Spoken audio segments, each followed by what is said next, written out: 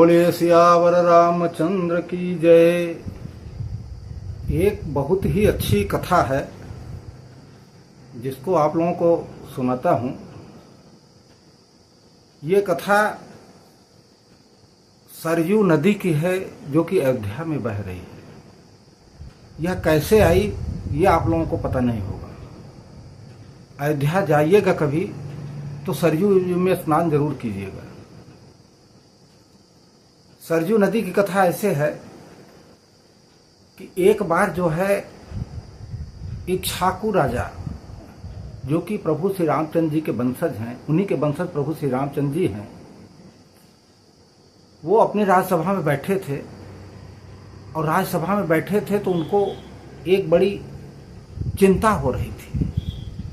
मन ही मन उनको ये चिंता हो रही थी कि मेरा अयोध्या बहुत बड़ा है और यहाँ तरह तरह के पशु पक्षी सब रहते हैं। यहाँ किसी तरह की कोई नदी नहीं है। अगर यहाँ कोई नदी आ जाए हो जाए तो सभी को बड़ा आराम मिलेगा, जल की प्राप्ति होगी और जल से पूरा जीवन चलता है, आप लोगों को पता ही है। यही विचार करके वो गुरु वशिष्ठ के पास गए। गुरु वशिष्ठ के पास जाकर के अपनी इच्छा को सुनाया, प्रणाम किया उनको। प्रणाम करने के बाद अपनी इच्छा सुनाए कि हे मुनिराज, आपका अयोध्या इतना बड़ा है, इतना विशाल क्षेत्र है, यहाँ कोई नदी नहीं है। अगर कोई नदी हो जाए तो कितना जनमानस को कितना सुख मिलेगा, सभी प्रसन्न रहेंगे, पशु पक्षी नर नारी सभी प्रसन्न रहेंगे। ऐसा कोई इंतजाम अगर हो सके तो कर दीजिए।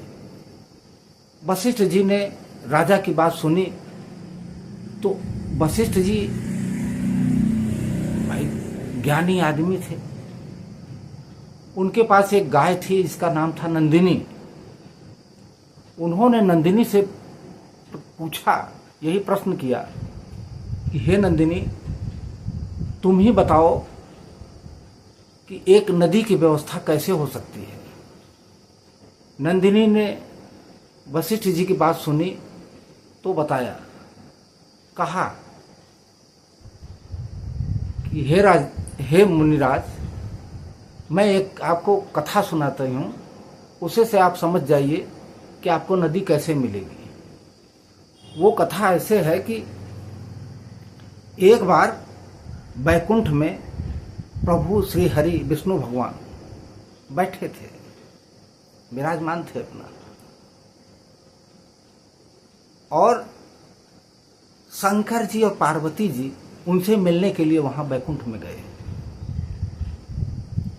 वहां गए तो देखा प्रभु जी विराजमान हैं।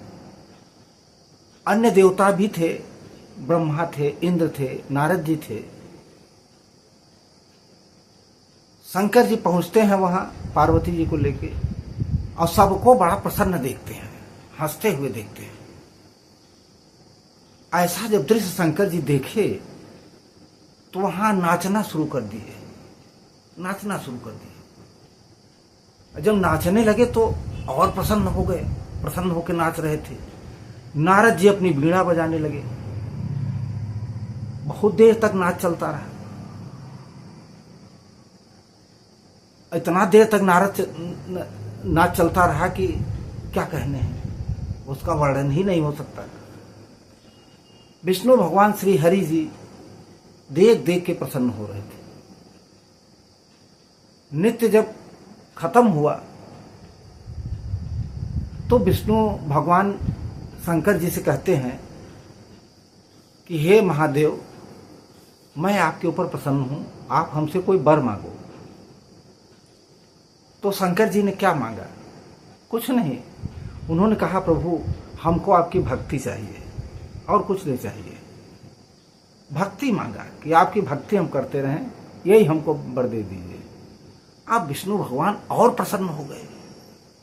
ये देख के वो इतने प्रसन्न हो गए, इतने प्रसन्न हो गए, उनके आंखों से आंसू की जल निकलने लगी। जल इतना निकला कि जब जल नीचे पृथ्वी पर गिरने वाला था तो ब्रह्मा जी ने वही जल अपने कमंडल में ले लिया। विष्णु जी का नयनों से निकला हुआ जल कमंडल में ले लिया। अब नंदिनी कहती है कि अब आप जो है ब्रह्मा जी की तपस्या कीजिए, तो हो सकता है कि आपको नदी कोई मिल जाए। अब वशिष्ठ जी बात तो सुन लिए, अब उनको तपस्या भी करनी है। तो मान के चलिए आप लोग 9000 वर्ष तक तपस्या किए ब्रह्मा जी की। वशिष्ठ जी ने 9000 वर्ष तक जब तपस्या किए तो ब्रह्मा जी प्रसन्न हुए। ब्रह्मा जी प्रसन्न हुए तो उन्होंने कहा कि आप हमसे वर मांगो। वशिष्ठ जी ने सारी व्यथा अयोध्या की सुना दी कि हमको एक नदी चाहिए अयोध्या में, वही हम इसीलिए हम आपका तप कर रहे हैं, हमको और कुछ नहीं चाहिए। तो ब्रह्मा जी ने क्या किया कि वही अपना कमंडल का जल जो है वो गिरा दिया। और वशिष्ठ जी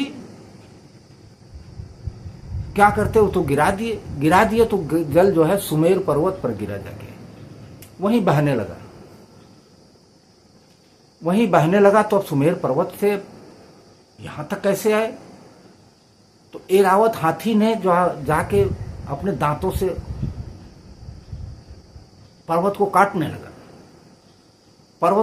लगा। तो वो जब कट गया तो जल जाके मानसरोवर में गिरा जो हरिधाम के निकट है। वो भी ब्रह्मा जी के मना स्थिति से बना था।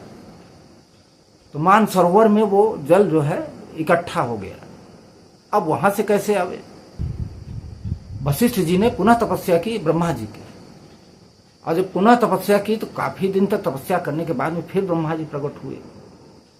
अब कहे अब क्या बात है, अब फिर से आप हमसे वर मांगो, अब क्या हो गया। तो कहे प्रभु ये तो मानसरोवर में लुप्त है, हम इसको कैसे ले जाएं। तो ब्रह्मा जी ने कहा मानसरोवर को हिचकोरे लेने के लिए कि ऐसे ऐसे कस के हिलो तो वह जल निकलेगा बाहर। तो जब हिचकोरे लेने लगा तो वो जल बाहर निकला। अब उनको नदी मिल चुकी थी, वो नदी लेके आए। वही नदी जो है, जो आज सरयू नदी बोली जाती है, वही नदी है। उस नदी का विष्णु जी के आंख से निकला हुआ आंसू है, तो उसका एक नाम नयनजा भी है, दूसरा नाम उसको वशिष्ठ जी लाए थे तो वशिष्ठी भी कहते हैं, और तीसरा नाम तो सरयू है ही है। इस तरह सरयू नदी के 3 नाम हैं, नयनजा, वशिष्ठी और सरयू। तो बहुत ही पावन नदी है। अयोध्या जब भी जाइएगा तो वहां स्नान कीजिएगा। विष्णु जी के नेत्रों से निकली हुई नदी है वो। इतनी पावन नदी है कि मैं उसका क्या बखान करूं आप लोगों से। उसकी कहानी आप लोगों को सुना दिया, सुंदर सी कहानी है। और इस कहानी से क्या सीख मिलती है ये आप लोग स्वयं समझिए कि ब्रह्मा जी की तपस्या वशिष्ठ जी ने किया। श्री हरि के नयनों से निकली हुई नदी है, अत्यंत पावन है, सुंदर है, सुहावनी है। अयोध्या जाइए, प्रभु का दर्शन कीजिए और नैनजा जी में स्नान कीजिए। अपने जीवन को बढ़िया सुदृढ़ बनाइए, अच्छा बनाइए, यही मेरी कामना है। और नैनजा जी में स्नान कीजिए, अपने जीवन को बढ़िया सुदृढ़ बनाइए, अच्छा बनाइए, यही मेरी कामना है। और आप लोग स्वस्थ रहें, अच्छे रहें, आप लोगों का काम सब अच्छा रहे, आप लोगों का भविष्य अच्छा रहे, आपका परिवार अच्छा रहे, यही मेरी प्रभु श्री राम से कामना है। मैं आप लोगों को फिर से एक बार निवेदन करूंगा, जिन लोगों ने चैनल को सब्सक्राइब कर लिया है उनको मैं बार बार अपने हृदय की